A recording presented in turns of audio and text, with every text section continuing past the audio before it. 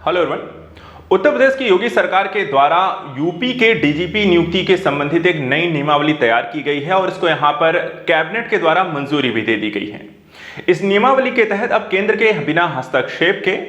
उत्तर प्रदेश सरकार के द्वारा यूपी डीजीपी की नियुक्ति की जा सकती है। इसके लिए एक समिति यहां पर बनाई जाएगी जो कि यूपी के डीजीपी कौन बनेंगे इस नाम की यहां पर सिफारिश करेगी या उनकी नियुक्ति करेगी। आज हम यहां पर इसी मुद्दे के बारे में समझने का प्रयास करेंगे। यूपी डीजीपी की नियुक्ति संबंधी इस नई समिति के कौन कौन सदस्य होंगे, यहां पर कैसे नियुक्त किया जाएगा, इसकी पात्रता और शर्तें क्या होंगी, कार्यकाल कितना रहेगा, यूपी के डीजीपी की नियुक्ति को लेकर इससे पहले के क्या नियम रहे हैं, इसके बारे में आइए यहां पर समझते हैं। जैसा कि न्यूज में यहां पर देखने को मिल रहा है कि यूपी में डीजीपी की नियुक्ति का नियम बदला है। योगी सरकार ने नई नियमावली बनाई है और एक नए नाम यानी कि नए नाम के कहने का मतलब प्रशांत कुमार जो इस समय एक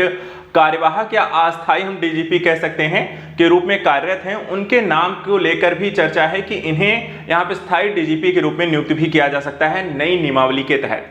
सबसे पहले अगर हम देखें यहां पर तो जिस समिति की यहां पर बात की जा रही है वो 6 सदस्यीय समिति है कौन, इसमें कौन कौन से लोग शामिल होंगे और ऐसा क्यों किया गया था, तो नियमों में परिवर्तन लाया ही क्यों गया है। तो यहां पर देखें तो राज्य सरकार ने अपने स्तर पर पुलिस महानिदेशक यानी कि डीजीपी के चयन का रास्ता अब साफ कर लिया, यानी कि यूपी सरकार अपने दम पर डीजीपी की नियुक्ति कर सकती है।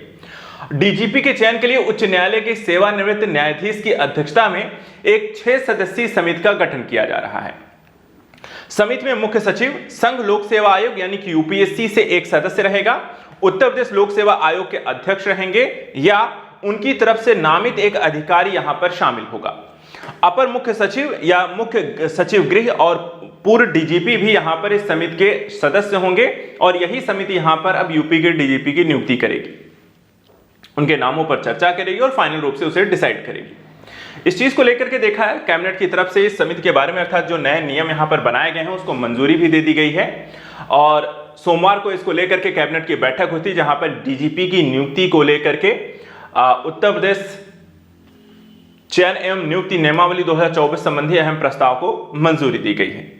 प्रदेश में देखा है तो 3 वर्षों से स्थायी डीजीपी की नियुक्ति अभी तक नहीं की गई है और नई नियमावली बनने के बाद अब सरकार को स्थायी तौर पर डीजीपी की नियुक्ति को लेकर यूपीएससी से मंजूरी की जरूरत यहां पे नहीं पड़ने वाली है और एक तरीके से यहां पर देखा अब केंद्र का हस्तक्षेप इसके माध्यम से नहीं रहेगा।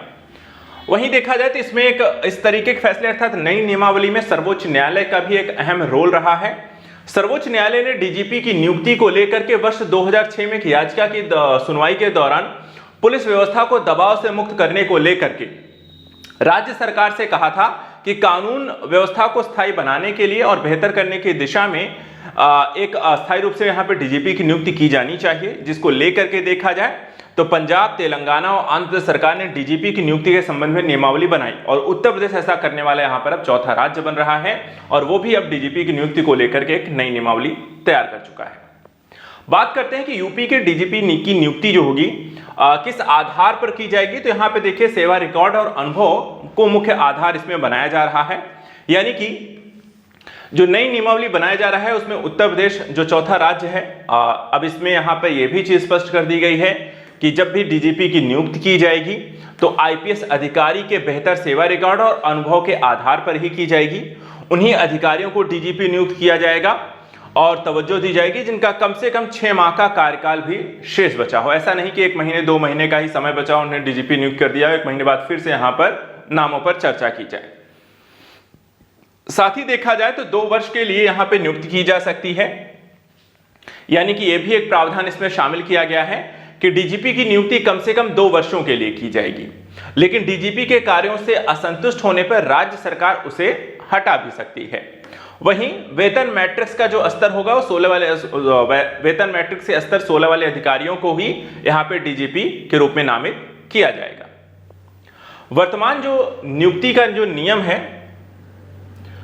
जो अब बदल दिया जाएगा, तो पहले यहां पर देखिए डीजीपी की नियुक्ति के लिए पहले की जो व्यवस्था रही है, सरकार पुलिस सेवा में 30 वर्ष पूरे कर चुके उन अधिकारियों को के नामों की एक सूची जो है यूपीएससी को भेजती थी,